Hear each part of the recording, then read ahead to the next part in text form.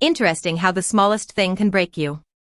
When my parents handed me a book titled How to Grow Up, I thought it was a joke, until I saw the look in their eyes. They weren't kidding. They genuinely believed I was some kind of failure, lazy, unmotivated, and immature. That book wasn't a gift. It was an insult wrapped in a hardcover. I didn't scream or argue. Instead, I decided to read every page, not to grow up their way, but mine. And that decision changed everything. I was 25, technically an adult, but my life didn't feel like it. After finishing college, I moved back home for a few months, which slowly turned into 2 years of floating between odd part-time jobs that never seemed to lead anywhere. Every dinner felt like an evaluation. My parents would compare me to my older brother, who already had a stable job, a fiancé, and a mortgage, or to their friends' children who were doing so well for themselves. The words changed, but the message was always the same: you need to grow up, you're wasting your potential. I tried to brush it off, laughing along, pretending I didn't care. But inside, every comment chipped away at me. I wasn't lazy, I just didn't know what direction to take. I wanted to figure out my own path, something that actually felt like me, but living under their roof made that impossible. I'd juggle shifts at a cafe, freelance gigs, and the occasional internship, all while pretending I was okay with being the family disappointment. Still, I wasn't bitter. I helped around the house, made dinner when my mom worked late, and tried to stay grateful. But deep down, I carried this quiet ache, the feeling of being underestimated by the very people who raised me.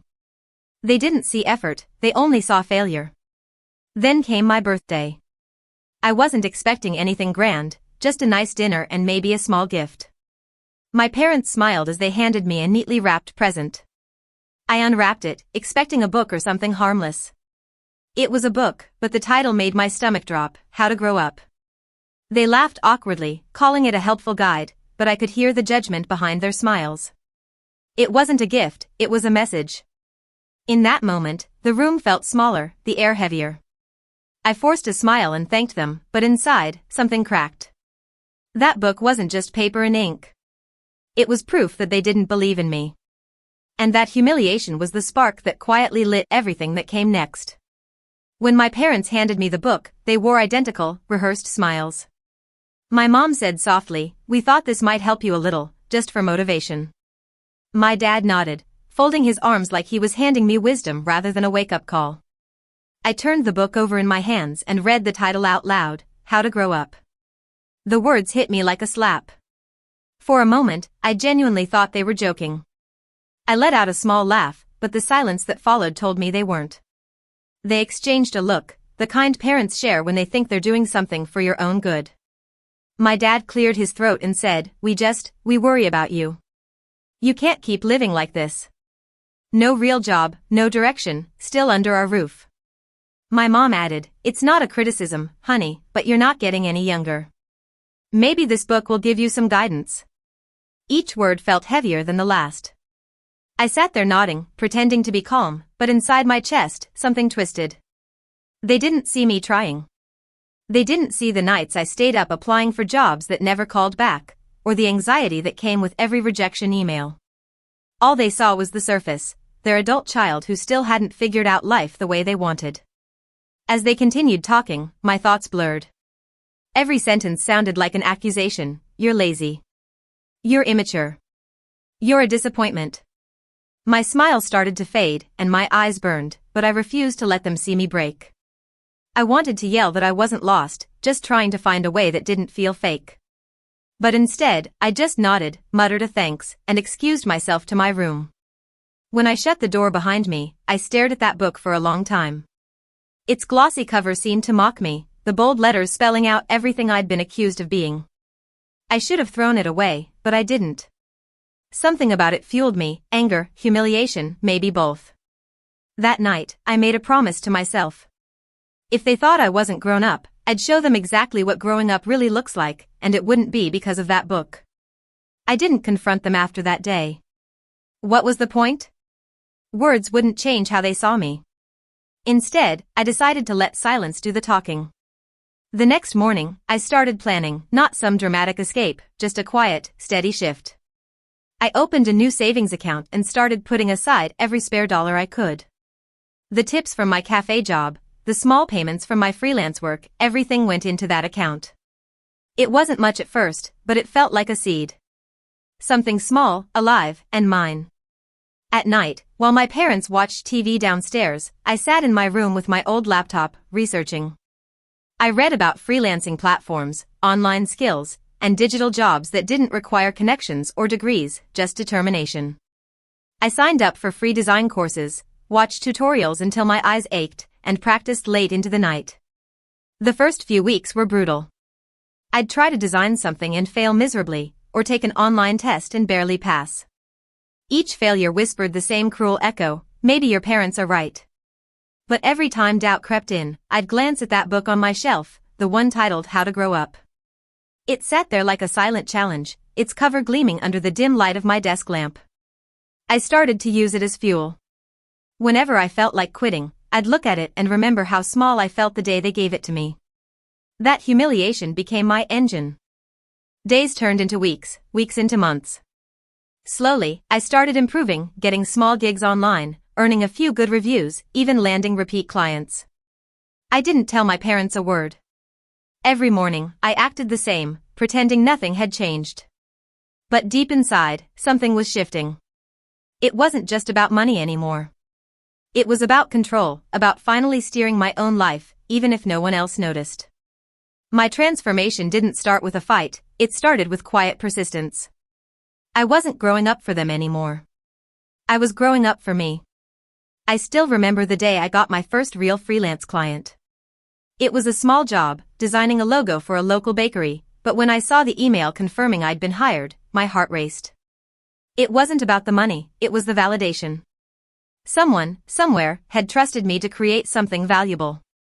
I poured every ounce of effort into that project, staying up late, revising it over and over until it looked perfect. When the client sent back a short message that said, "This is exactly what we wanted," I couldn't stop smiling.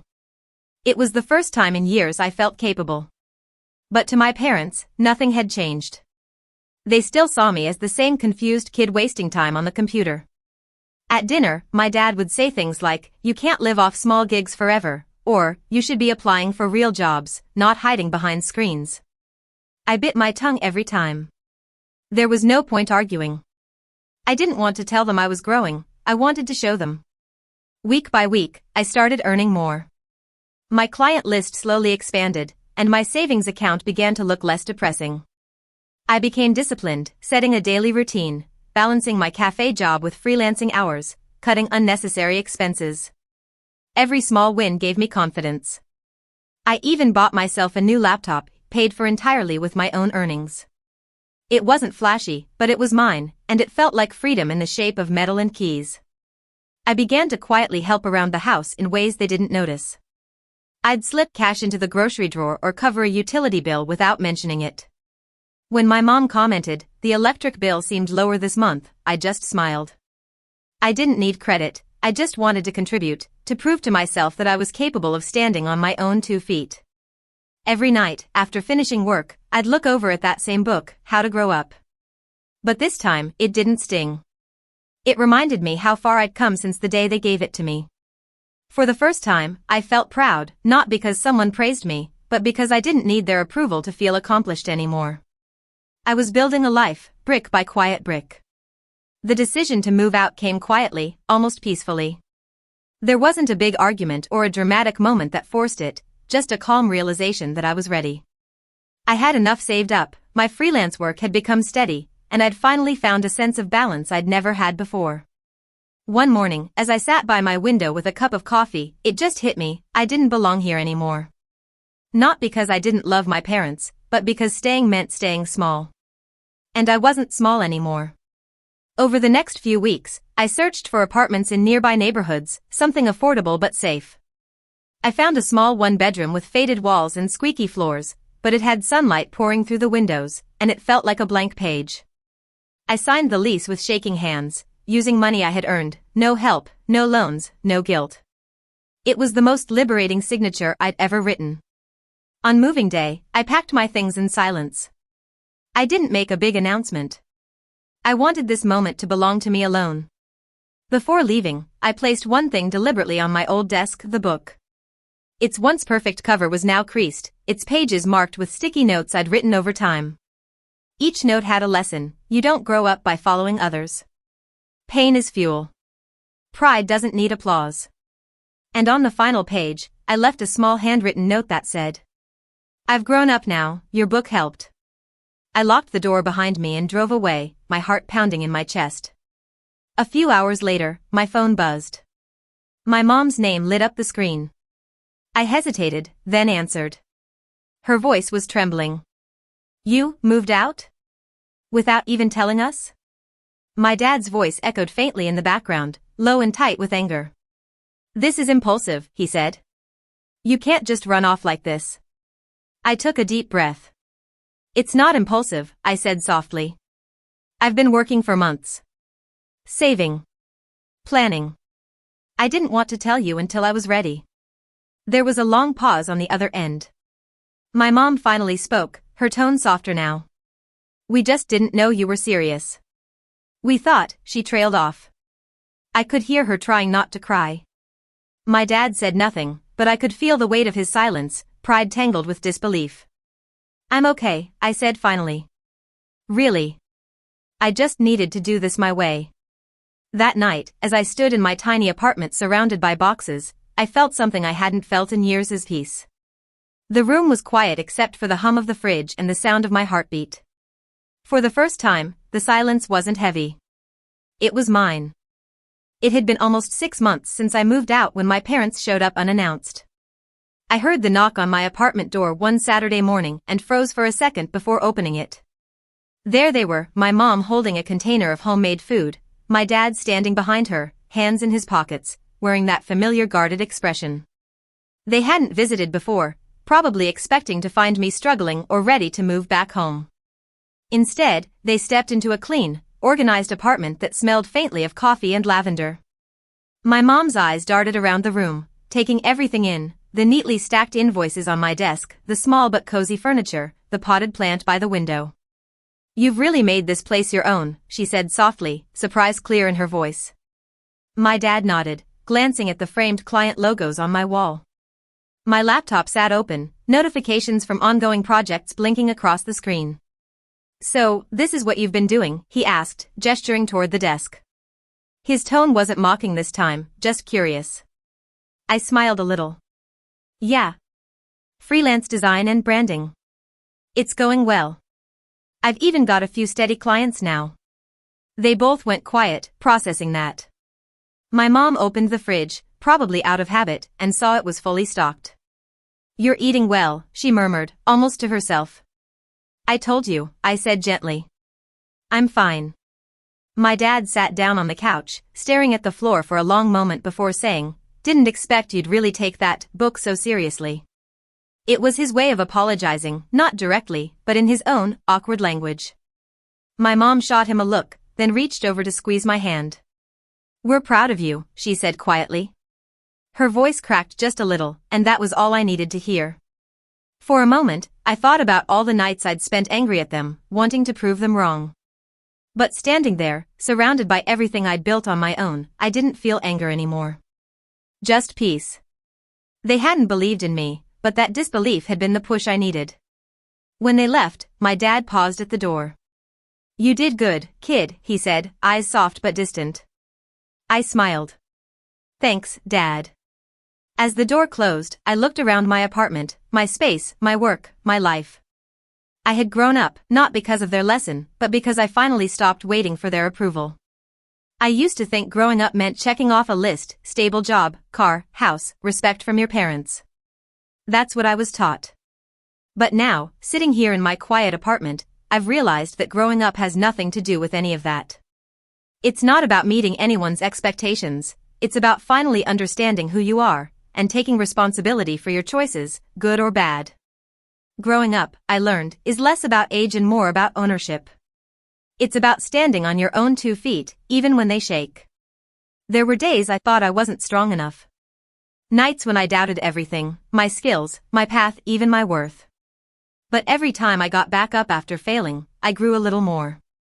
Not in a way anyone could see, but in a way I could feel. I stopped chasing approval and started building self-respect.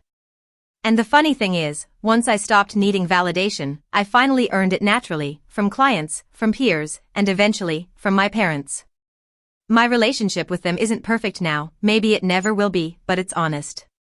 They still slip into their old habits sometimes, giving unsolicited advice or comparing me to someone else. But now, I don't take it personally. I know it comes from fear, not judgment. They wanted what was best for me, they just didn't realize that I needed to find it myself. I don't resent them for it anymore. In a strange way, I'm grateful. Their doubts gave me the determination to prove to myself that I could make it. Sometimes, when I visit home, I see that book sitting quietly on the shelf in the living room. It's still there, untouched, its spine faded from sunlight. My mom never threw it out, and neither did I. I think it serves as a reminder, not of their mistake, but of my turning point. I don't hate that book anymore. I don't even hate what it represented. Because without it, I might never have grown into the person I am now, confident, independent, and finally free. And maybe, just maybe, that was the real lesson all along. Sometimes, the people who love us the most are the ones who hold us back without meaning to. That book was meant to shame me, but it became my blueprint for freedom. Growing up isn't about meeting someone else's expectations. It's about building a life that finally feels like yours. My parents don't lecture me anymore. They ask for advice. And every time I see that old book on their shelf, I smile, because maybe, just maybe, they're the ones still learning how to grow up.